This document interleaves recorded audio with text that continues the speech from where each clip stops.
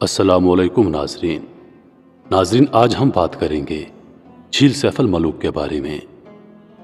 नाजरीन, आप में से बेशतर लोग नारान का खान और झील सैफ अल मलूक के बारे में ज़रूर जानते होंगे। जो लोग नहीं जानते उनको बताते चलें कि ये झील पाकिस्तान के शुमाली इलाके नारान में वाक़ है, जो खूबसूरती का एक शाहकार है। पहाड़ों और बर्फ में घिरी इस झील की खूबसूरती अपनी मिसाल आप है।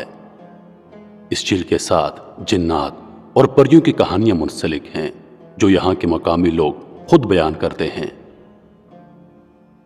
आज की इस वीडियो में हम इस झील की मुकम्मल कहानी, इसकी तारीख और इससे जुड़ी मशहूर कहानी शहजादा सैफ अल मलूक और परी बदियुल जमाल के बारे में जानेंगे।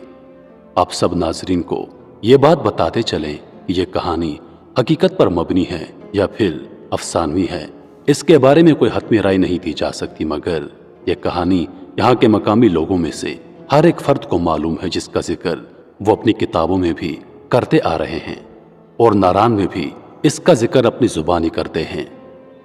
तो चलिए बढ़ते हैं आज की इस खूबसूरत कहानी की जानब। मैं हूं रोहेल खान और आप देख रहे हैं रोहेल वॉइस चैनल। लोगों का कहना है कि इसका पानी पहाड़ों से नहीं बल्कि झील के तह से निकलता है। झील के पानी की मिकदार हमेशा एक ही रहती है। यह भी सुना है कि इस झील के गहराई का आज तक कोई पता नहीं लगा सका, और जिसने भी पता लगाने की कोशिश की वो झील की तह से वापस नहीं आ सका।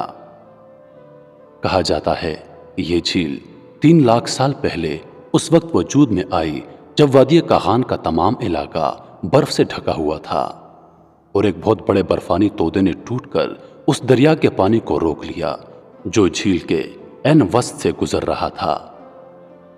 झील के ऐन अकब में एक मलका पर्वत बर्फानी लिबादा ओढ़े अपनी खूबसूरती और जोबन का नजारा करा रही है। 17,390 फीट बुलंद इस पहाड़ को आज तक कोई सर नहीं कर सका। मकामी लोग इसकी वजह शहजादा सैफ अल मलूक की बद्दुआ बताते हैं। शहजादा सैफ अल मलूक हजरत ईसा अलैहिस्सलाम की पैदाइश से लगभग 867 साल पहले मिस्र के बादशाह का बेटा बताया गया है, लेकिन बाज़ हजरात ने उसे दिल्ली का शहजादा भी लिखा है। शहजादा सैफ अल मलूक को मुसलसल 7 रातें ख्वाब में एक परी का दीदार होता रहा और उसी दौरान शहजादा सैफ अल मलूक उस परी पर फरेफ्ता हो गया। उस ख्वाब की ताबीर मालूम करने के लिए शहजादे ने कई नजूमियों और ख्वाबों की ताबीर बताने वाले लोगों से राब्ता किया, मगर कोई भी उसको उसकी ख्वाब की ताबीर ना बता सका। आखिरकार एक नजूमी जो इल्म नजूम का माहिर था, उसने हिसाब किताब करके शहजादे को बताया कि तुम्हारे ख्वाब की ताबीर कुछ यूं है कि जो परी तुम्हारे ख्वाब में आती है वो कोह काफ की एक परी है जो तुम्हारी पैदाइश के वक्त से ही तुम पर फरेफ्ता है। वो परी कोह काफ में रहती है। कोह काफ जिन्नात और परियों का इलाका बताया जाता है जो इंसानों की निगाहों से ओझल है, जहां आदमजाद कभी नहीं जा सकता। नजूमी ने शहजादे को बताया कि उस परी का नाम परी बदियुल जमाल परी है और वो परी हर 12 साल बाद इंसानों की दुनिया में आती है और नारान में एक झील पर 14वीं की रात को उस झील में गुस्ल करती है। अगर तुमने उसको तलाश करना है तो इस शहजादे तुमको नारान जाना होगा और उस झील के किनारे 12 साल एक मखसूस चिल्ला काटना होगा, तब तुमको उस परी का दीदार हो सकता है। उसके बाद नजूमी ने शहजादे को एक सुलेमानी टोपी दी और कहा, जब 12 साल का चिल्ला काट लो तो उसके बाद यह सुलेमानी टोपी पहन लेना, तब तुम जिन्नात और परियों को देख सकोगे। शहजादे ने अपना रख्ते सफर बांधा और नारान के सफर पर निकल चला। काफी महीनों की मुसाफत के बाद वो नारान उस झील पर पहुंच गया और झील के किनारे एक गार में चिल्ला काटने लगा। बिलाखिर 12 साल बाद एक रात शहजादे को परों की फड़फड़ाहट सुनाई दी।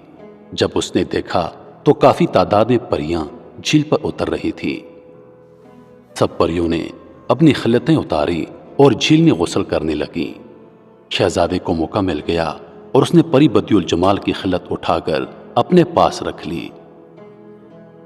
बाकी परियां ڈر کے مارے وہاں سے چلی گئی، مگر پری بدی الجمال وہیں رہ گئی۔ پری نے شہزادے سے کہا مجھے میری خلت یعنی میرا لباس واپس کرو، مگر شہزادے نے شرط رکھی کہ پہلے تم مجھ سے شادی کرنے کے لیے حامی بھر لو، تب میں تم کو تمہاری خلت یعنی تمہارا لباس واپس دوں گا۔ پری نے جب انکار کیا تو شہزادے نے اسے اپنا تعارف کروایا اور کہا کہ میں 12 سال سے تیرے انتظار میں یہاں چلا کاٹ رہا ہوں۔ شہزادے کی بات سن کر پری بھی اس کے عشق میں مبتلا ہو گئی۔ محترم ناظرین، اب یہاں سے کہانی کا دوسرا اور اہم حصہ شروع ہوتا ہے۔ جھیل سیف الملوک کے ساتھ ایک اونچا پہاڑ ہے جس کا نام ملکہ پربت ہے، جس کا ذکر میں ویڈیو کے شروع میں کر چکا ہوں۔ اس پہاڑ کو آج تک کوئی سر نہیں کر سکا، کیونکہ کہا جاتا ہے کہ وہاں جنات کا بسیرا ہے۔ اسی پہاڑ میں اس وقت ایک دیو رہتا تھا جس کا نام سفید دیو تھا، اور وہ دیو بھی پری کا عاشق تھا۔ جب اس کو پتا چلا کہ ایک شہزادہ آیا ہے اور پری کو اپنے ساتھ لے جا رہا ہے تو وہ غصے سے آگ بگولا ہو گیا اور دونوں کو جان سے مارنے کے لیے جھیل پر آ گیا۔ ادھر پری نے شہزادے کو ساری صورتحال سے آگاہ کیا اور دونوں جان بچانے کے لیے ناران کی طرف بھاگے۔ سفید دیو جب جھیل پر پہنچا تو اس کو معلوم ہوا کہ دونوں نیچے ناران کی شہر کی طرف بھاگ گئے ہیں، تو دیو نے جھیل کے بند کو توڑ دیا، جس سے ایک شدید سیلاب ناران کے شہر کی طرف آ گیا۔ بند توڑنے کا مقصد تھا کہ سیلاب میں شہزادہ اور پری بدی الجمال دونوں غرق ہو جائیں گے۔ شہزادے اور پری نے سیلاب کو آتا دیکھ کر اپنی جان بچانے کے لیے ایک غار میں پناہ لی، اور وہ غار آج بھی ناران کے بازار کے پاس موجود ہے، جہاں بڑی تعداد میں لوگ سیر کو جاتے ہیں۔ کچھ لوگوں کا کہنا ہے کہ شہزادہ سیف الملوک اور پری بدی الجمال اسی سیلاب میں غرق ہو گئے تھے، جبکہ کچھ لوگوں کا کہنا ہے کہ انہوں نے اس غار میں پناہ لی تھی اور وہ سیلاب سے بچ گئے تھے اور آج بھی اسی غار میں زندہ ہیں، جبکہ کچھ لوگوں کا کہنا ہے کہ وہ دونوں سیلاب ختم ہونے کے بعد غار سے نکل کر اپنے علاقے مصر چلے گئے تھے۔ باقی اللہ ہی بہتر جانتا ہے۔ تو میرے محترم عزیزو، یہاں اس کہانی کا اختتام ہوتا ہے۔ تو دوستو، یہ تھی شہزادہ سیف الملوک اور پری بدی الجمال کی کہانی۔ یہ افسانوی ہے یا ایک ریئل سٹوری ہے؟ زیادہ تر اس طرح کی کہانیاں افسانوی ہوا کرتی ہیں۔ تو افسانوی کہانی کیونکہ اس کا کوئی اتھینٹک بکس میں یہ نہیں لکھا ہوا کہ یہ ایک اتھینٹک سٹوری ہے، تو اس لیے یہ ایک افسانوی کہانی مان سکتے ہیں۔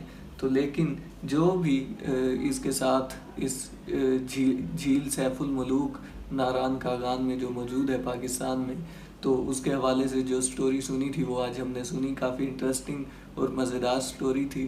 تو دوستو، امید ہے آپ کو ویڈیو پسند آئی ہوگی۔ ملتے ہیں نیکسٹ ویڈیو میں، تب تک کے لیے اللہ حافظ۔